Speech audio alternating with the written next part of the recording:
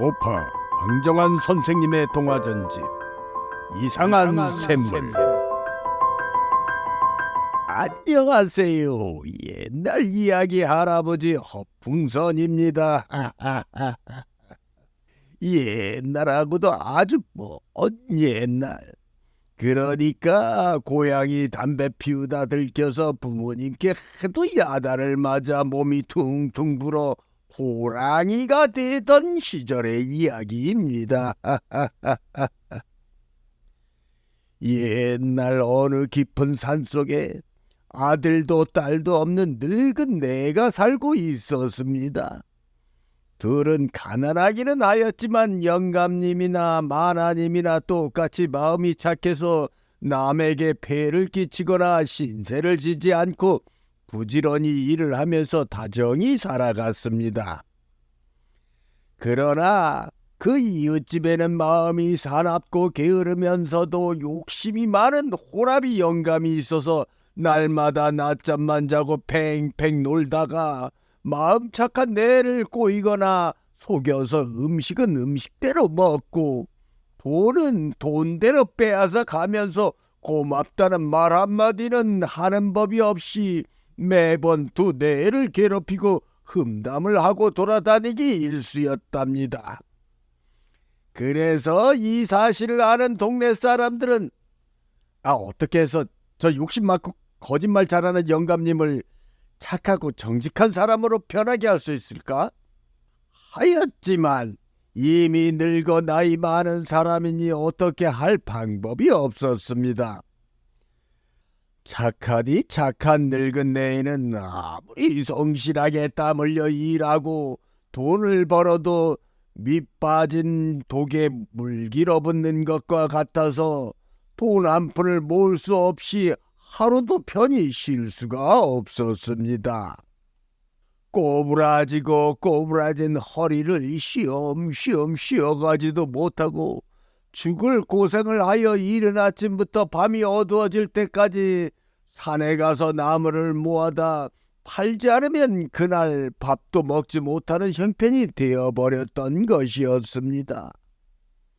이렇게 힘들게 하루하루를 살아가면서도 마음 착한 영감님은 조금도 이웃집 호라비를 원망하거나 미워하지 아니하였고, 다만 자기가 너무 늙어서 마음대로 많은 돈을 벌지 못하는 것만 한탄하면서 에이, 내가 조금만 더 늙었으면 좀 더 많은 일을 할 수 있겠는데 아쉽다, 아쉬워 하면서 오히려 자신을 책망하며 지냈습니다. 그러던 어느 날 참말로 뜻밖의 이상한 일이 생겼습니다. 그날도 영감님은 이른 아침에 산으로 나무를 하러 가고 마나님은 집에 남아서 집안일을 하며 하루를 보내다 날이 어두워지기 시작하자 저녁을 준비하며 영감님을 기다리고 있었습니다. 그런데 이상하게도 영감님은 점점 어두워지고 깜깜해져도 돌아오지를 않았습니다. 웬일일까 불안해하면서 마나님은 자꾸만 산길 쪽을 내다보면서 기다려도 영감님은 오지 않는 것이었습니다. 벌써 밤이 되었는데 어찌 된 일인지 영감님 오지 않으니 마나님은 불안초조해져서 앉았다 섰다를 반복하면서 가깝게 하여도 도무지 오지를 않는 것이었습니다. 늙은이가 혹시 산중에서 다치지는 않았을까? 무슨 무서운 짐승에게 잡혀간 것은 아닐까 하고 생각하니 갑자기 너무도 무섭기까지 하여 참다 못하여 할 수 없이 이웃집 욕심쟁이 늙은이를 찾아가 아무래도 영감님에게 무슨 일이 생긴 모양이니 횃불을 들고 좀 찾아가 봐달라고 하니까 의리도 모르고 은혜도 모르는 욕심쟁이 늙은이는 아니, 이 밤중에 누가 찾으러 간다 말이오? 하면서 고개조차 들지 않는 것이었습니다. 하는 수 없이 마나님은 자기 자신이라도 찾으러 가야겠다고 집신을 신고 횃불을 켜들고 문 밖을 나섰습니다. 무서우면서도 어쩔 수 없이 마나님은 혼자서 깜깜한 집을 나서려는데 그제야 영감님이 깜깜한 산길을 나무찜을 지고 어슬렁어슬렁 오고 있는 것이었습니다. 마나님은 어찌나 반가운지 후다닥 달려가서 손목을 잡으면서 아이고 여보 어서 오세요. 얼마나 걱정했는지 모르겠어요. 그래서 이렇게 찾아 나서려던 참이었는데 왜 이렇게 늦었어요? 무슨 일이 있었나요? 하고 반갑게 맞아드렸습니다.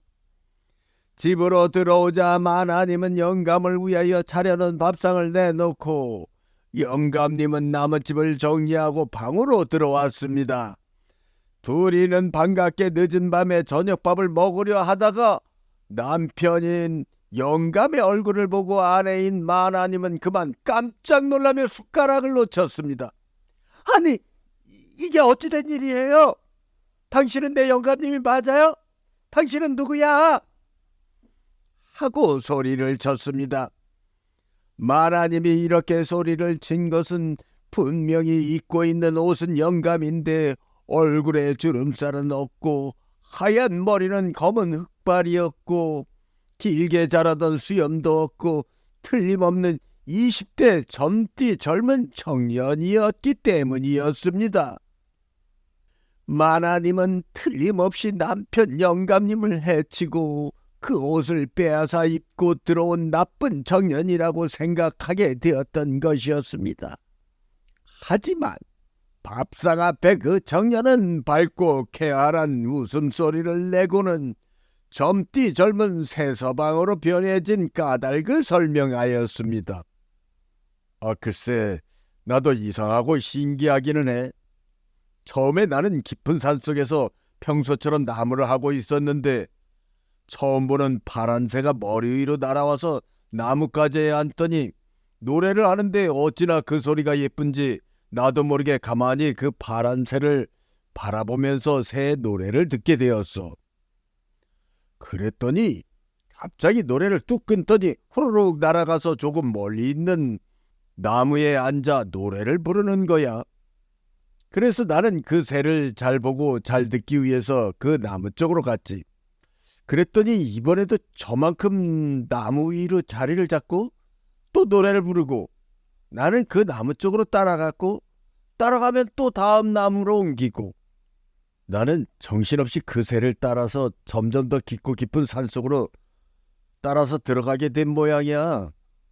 그러다 문득 사방을 둘러보니 내가 생전에 한 번도 와본 적이 없는 깊은 산속이었어. 한참을 따라와서 그런지 돌아가야겠다고 생각하니 배도 고프고 목도 마르고 덥기도 한 거야. 그래서 둘러보니 그곳에는 작은 샘물이 있었는데 산속이라 물도 참 맑기도 하더구만. 나는 망설이지 않고 샘물에 가서 물을 손으로 퍼서 물을 마셨어. 그리고 세수를 하려고 다시 물을 뜨려고 보니 어째 손이 매끈하게 보였어. 그런가 보다 하고 나는 손으로 물을 떠서 얼굴에 물을 묻히기를 몇 번 하다 물에 비친 내 얼굴을 보고 그만 기절할 뻔했지 뭐야. 웬 젊은이가 비쳐 보이는 거야. 깜짝 놀라서 사방을 둘러보아도 분명히 나밖에 없잖아. 나는 이번에 머리에 물을 발랐지. 그랬더니 어느 사이 하얀 머리가 검은 머리가 되어버리는 거야. 난 너무도 신기하여 내친 김에 옷을 벗고 물을 온몸에 뿌렸더니 이렇게 근육도 생기고 기운도 생기고 젊은 청년이 되어버렸어. 야, 하며 그동안 산속에 있었던 일을 마나님에게 설명하였습니다. 아이고, 그런 그 샘물이 보통 샘물이 아닌 젊어지는 샘물인가 봐요. 하고 놀라워하다가 아이고, 그런데 큰일이에요. 뭐가 큰일이요? 하니 여보, 영감은 너무도 젊은데 나는 늙고 고부라진 할망구이니 어떻게 우리가 부부라고 할 수 있어요? 그렇구만. 그렇다면 내가 그것을 표시해 두었으니 당신을 그것으로 데리고 가서 당신도 물을 마시고 머리를 감고 목욕을 하면 틀림없이 당신도 젊어질 거야. 우리 내일 아침에 가봅시다. 아침 햇살이 밝아지자 두 부부는 함께 산으로 향하였습니다. 남편은 너무도 젊은데 아내는 할망구라 꼭 아들과 함께 가는 길 같아 보였습니다. 얼마를 가다가 아내는 숨이 차서 더 이상 산을 오를 수가 없게 되니 청년이 된 남편은 만화님을 들쳐업고 산을 달리듯 올라갔습니다. 그러고는 자신이 내려오면서 표시를 해둔 대로 깊은 산속으로 만화님을 업은 채로 달려서 금방 깊은 산속의 샘물에 도달하였습니다.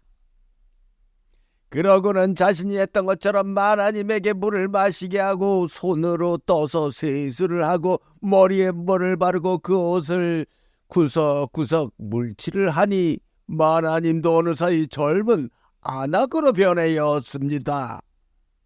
그래서 둘이는 너무 기뻐서 이번에는 손과 손을 잡고 가뿐하게 집으로 돌아와 행복하게 살게 되었습니다. 둘이서 행복하게 살고 있던 어느 날 이웃집 욕심쟁이 영감이 찾아왔습니다.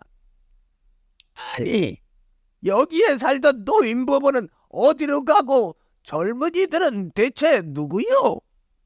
하고 인상을 쓰면서 물었습니다. 부부는 까르르 웃으면서 자신들이 노인 부부라고 하자 예끼! 젊은 사람들이 노인을 돌리면 쓰나? 하며 화를 냈습니다. 그러자 두 부부는 솔직하게 자초지종을 말하였습니다. 그 이야기를 들은 욕심쟁이 영감은 자신에게도 그 길을 알려달라고 해서 착한 부부는 그 샘물의 위치를 찾아가는 방법을 설명해 주었습니다. 욕심쟁이는 그 설명을 듣고 한 걸음에 뛰어갔습니다. 젊어진 두 부부는 이제는 욕심쟁이 노인도 젊어져서 돌아오겠거니 하였으나 어쩐 일인지 저녁이 되고 밤이 되어도 욕심쟁이 노인은 돌아오지를 않았습니다. 그래서 둘이는 걱정이 되어 다음날 이른 아침에 그 산속의 샘물로 찾아갔습니다. 둘이는 젊어진 탓에 힘들이지 않고 그 샘물에 도달하였습니다. 그런데 샘물 옆까지 와도 아무도 보이지를 않았습니다. 필경 늑대나 호랑이에게 물려간 모양이로군. 하고 남편이 말을 하며 탄식을 하고 있을 때 어디선가 하는 아기 울음소리가 들렸습니다. 둘이는 깜짝 놀라서 아기 울음소리가 들리는 곳으로 향하여 보았더니 그곳에는 옷은 분명 욕심쟁이 영감님의 옷인데 옷 속에 갓난 아기가 응애 하고 울고 있는 것이었습니다. 욕심쟁이 영감님은 그 샘물을 욕심을 내어서 한없이 마시고 바르고 하여 젊다 못하여 어려지다 못하여 나중에는 갓난아기가 되어 울음소리를 내는 것 이외에는 아무것도 할 수 없는 아기가 되어 있었습니다. 두 부부는 마침 아기가 없었던 거로 그 욕심쟁이가 젊어지고 어려지고 아기가 된 아기를 안고 집으로 돌아왔습니다. 마음 착한 부부는 성심성의껏 그 아이를 길러서 욕심도 없고 게으르지도 않은 올바른 사람으로 길러내며 행복한 나날을 보냈다 하는 재미있는 이야기였습니다요.